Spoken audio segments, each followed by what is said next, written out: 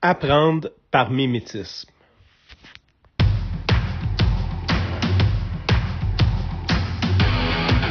Il aime le code.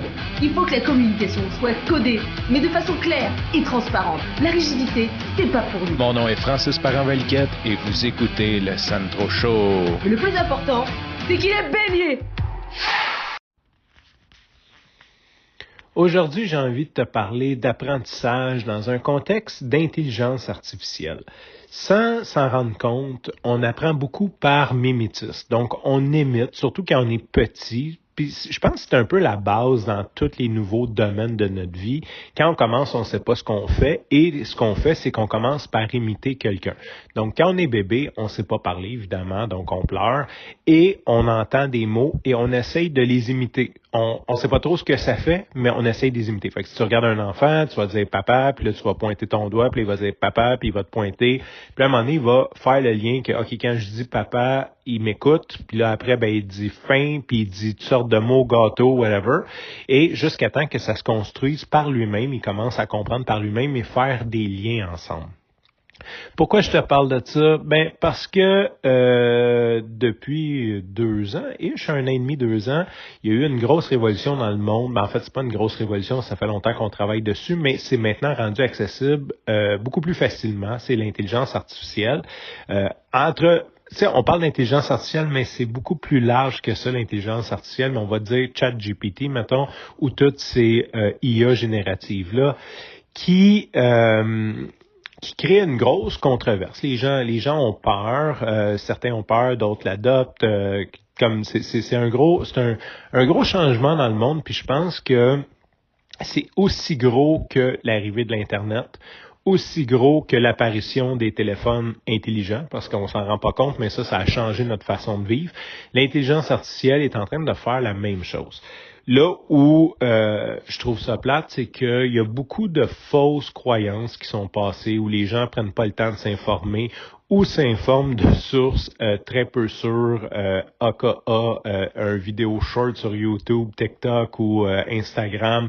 En fait, c'est pas tant qu'ils s'informent, ils ont de l'information qui leur est présentée pour qu'ils tirent des conclusions rapidement. J'ai vu beaucoup d'un début des choses genre, des espèces de chat-log, que le robot répondait des niaiseries genre va tuer ta femme, puis là, le monde était comme mais là qu'est-ce que ça va créer, tu sais. Le robot a jamais répondu va tuer ta femme. C'est pas mal sûr.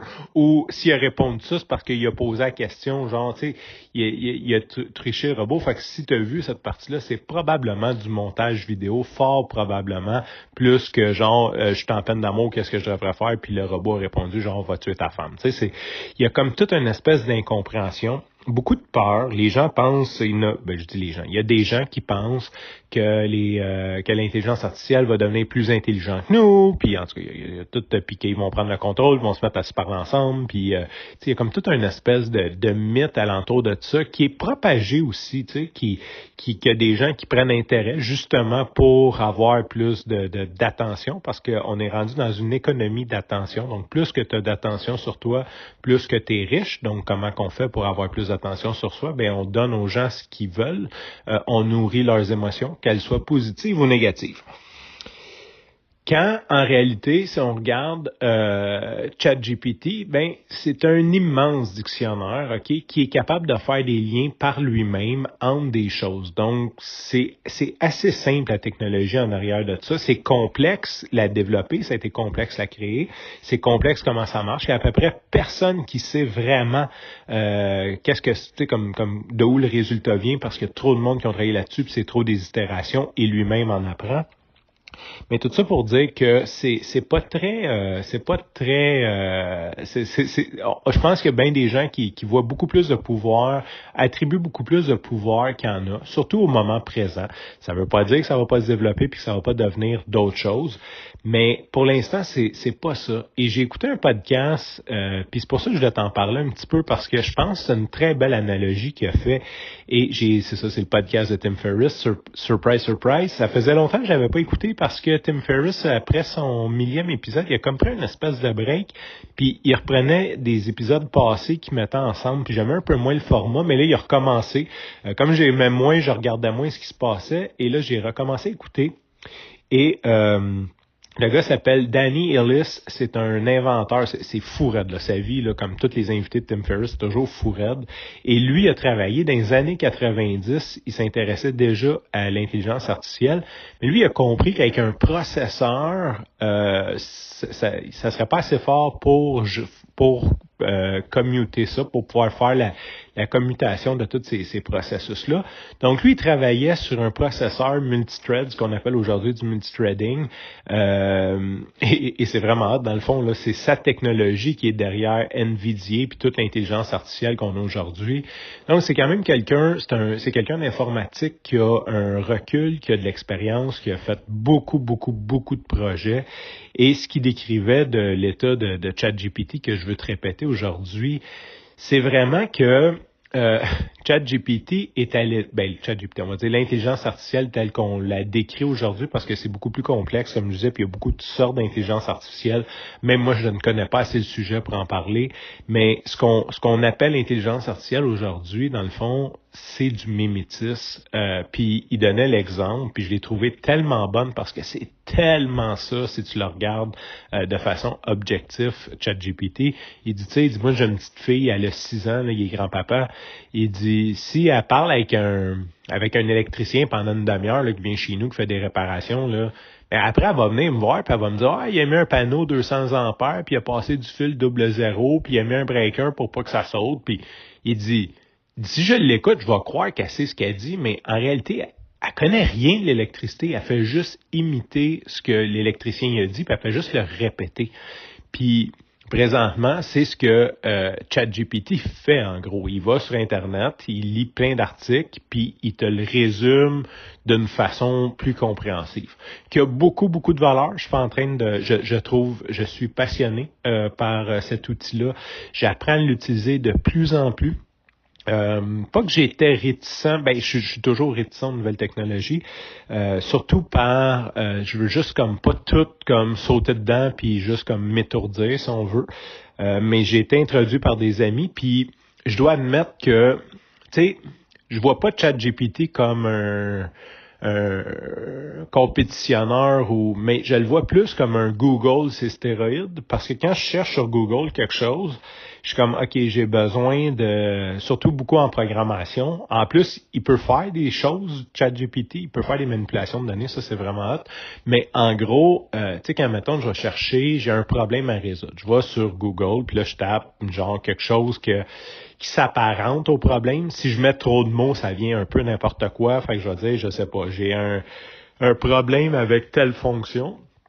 Puis là, je cherche, puis là, je vais sur un site, puis là, il y a un forum, puis là, dans le forum, il y a quelqu'un qui parle d'à peu près de ce que je veux, mais il faut que je lise la page au complet. Puis là, des fois, je suis comme, OK, non, mais c'est totalement pas ça. Ou le forum, il y a juste personne qui a répondu, le gars décrivait le problème, puis là, je passe à l'autre page, puis ça devient un petit peu complexe. Puis là, après, je trouve une solution, je l'applique, et elle ne fonctionne toujours pas. Fait que là, je retourne sur Google, puis là, je cherche mon nouveau problème, pourquoi ça fonctionne pas. Puis là, je cherche back and forth comme ça.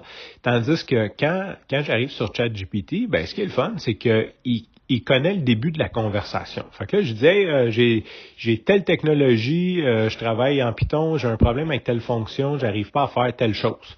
Elle me dit, voici 3 solutions pour y arriver. Touc. Là, j'en essaye une, puis des fois ça marche, des fois ça marche pas. Il sait pas tout, hein. Il fait juste imiter. Il faut pas oublier qu'il est au mimétisme. Des fois j'en essaye une, elle marche pas super bien, ou je la regarde, faut que je la corrige, tu sais, c'est pas parfait. Des fois, je vais utiliser la deuxième, la troisième, je vais les essayer. Puis là, des fois, ça fonctionne toujours pas. Puis je dis, par contre, tu sais, comme toi, comme avec le contexte que je t'ai donné, tu l'as fait comme ça, mais moi, j'aimerais aussi que dans telle situation, ça fasse telle chose. Fait que là, il va me réécrire une fonction, puis il va me dire, essaye ça. As-tu besoin d'aide? Tu peux trouver la documentation. Puis mettons une autre solution pourrait être celle-là. Est-ce que tu aimerais que j'élabore là-dessus? Fait que c'est vraiment... je trouve que c'est vraiment une belle interface pour les recherches, dans le sens que tu as comme une interaction, puis tu as une interaction continue. Tu sais, parce que, dans le fond, si la première solution que tu as apportée est pas bonne, tu peux dire, ouais, non, c'est pas ça que je cherchais plus quelque chose comme ça. Et je trouve que ça manque beaucoup présentement, ces moteurs de recherche, parce que des fois, tu vas chercher, puis surtout quand... quand il y a des, j'essaie de le décrire là, mais des fois il y a des problèmes que le problème que tu vas décrire veut aussi dire autre chose. Et le autre chose est plus dominant. Fait que tu finis que tu trouves pas ton problème parce que je sais pas, tu vas taper puis là tu sais comme des fois il y a des noms de technologies qui va s'appeler genre mettons là je dis n'importe quoi là mais mettons Water, OK, mettons que tu as un programme qui s'appelle Water puis tu dis I got a leaking memory in water. Ben, tu vas taper ça sur Google, puis tu vas trouver plein de tuyaux puis de plombiers, puis tu trouveras jamais ce que tu as de besoin. Tandis que si tu utilises une intelligence artificielle comme on a présentement, tu vas pouvoir tout simplement dire I'm using water technology and I have a leaking problem. Puis là, il va dire OK, ouais, voici ce que j'ai trouvé.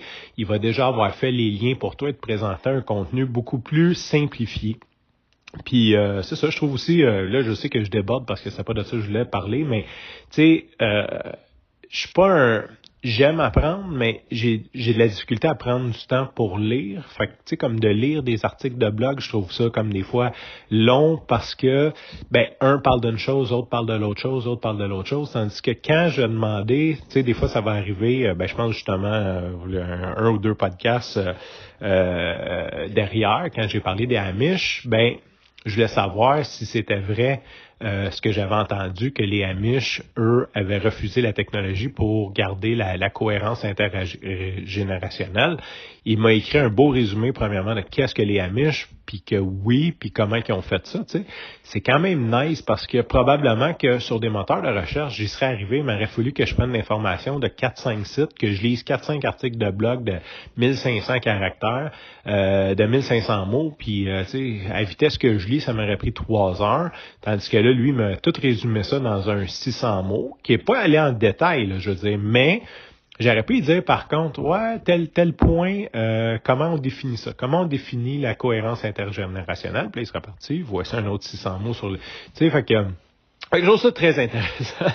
Mais c'était pas de ça que je voulais parler à la base. Je voulais vraiment dire que inquiète-toi pas, l'intelligence artificielle n'est pas encore à un niveau de nous dépasser. En fait, c'est une technologie de l'homme, tu sais, c'est l'intelligence de l'homme gérée par des machines. C'est un petit peu, je pense qu'on voit ça.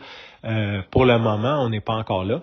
Ça veut pas dire que ça arrivera pas. Et oui, il y a des dangers, il y a beaucoup de risques liés à l'utilisation de ça. C'est pas, je le néglige pas non plus.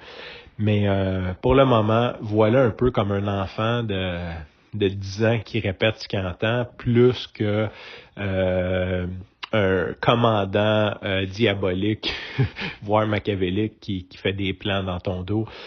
On n'est pas encore là. Puis, une autre chose que j'ai trouvé intéressante du podcast avec M. Illis, c'était le fait qu'il y a beaucoup de sortes d'intelligence. En fait, on parle d'intelligence artificielle, mais on comprend pas vraiment encore qu'est-ce que l'intelligence tout court. C'est le genre de mot que tout le monde a sa définition. Tu sais, on a toute une définition. Puis ce qu'ils découvrent au fur et à mesure qu'ils bâtissent l'intelligence artificielle, c'est que ce qui est difficile pour nous n'est pas nécessairement difficile pour une machine et n'est pas nécessairement de l'intelligence. Tu sais, dans le début des années 90, là, les IBM de ce monde, ils faisaient des machines pour essayer de battre le meilleur joueur d'échecs parce que pour eux, c'était ça de l'intelligence. Mais c'est pas tant de l'intelligence, je veux dire, c'est de la pratique, c'est d'autres choses, tu sais, c'est pas, je dis pas que les gens qui jouent aux échecs ne sont pas intelligents, mais ça n'a pas été dur à faire. Ça n'a pas été dur de faire un programme qui bat quelqu'un aux échecs, tu sais, qui peut prédire, qui peut prévoir, qui va voir tous les coups. Ça, c'était pas difficile. Mais tu sais, même, mettons, on va prendre l'exemple de la traduction, tu sais, c'est comme, c'était compliqué de penser de pouvoir traduire, tu sais, puis aujourd'hui, tu peux prendre ton téléphone, prendre une photo d'une pancarte en allemand, puis ça va te le traduire. Ça semblait des choses très difficiles parce que ça prenait des gens très intelligents, guillemets, pour faire ça. Mais ça, c'est quand même relativement facile. Ce qu'on n'a pas comme déterminé comme l'intelligence, c'est, tu sais, les émotions, des choses aussi simples que notre vitesse, notre capacité à reconnaître un visage. Tu sais, des fois, là, on va marcher dans une foule, puis on va croiser quelqu'un, on va dire « Hey, Grim, je le connais », tu sais, puis « Hey, salut Jean-Guy », whatever. Ça, les robots sont pas encore là. Je veux dire, comme de reconnaître aussi facilement quelqu'un, ou c'est comme des espèces d'expressions, les intuitions qu'on a, c'est de l'intelligence. Zéro open bar, là, les machines sont incapables de simuler ça.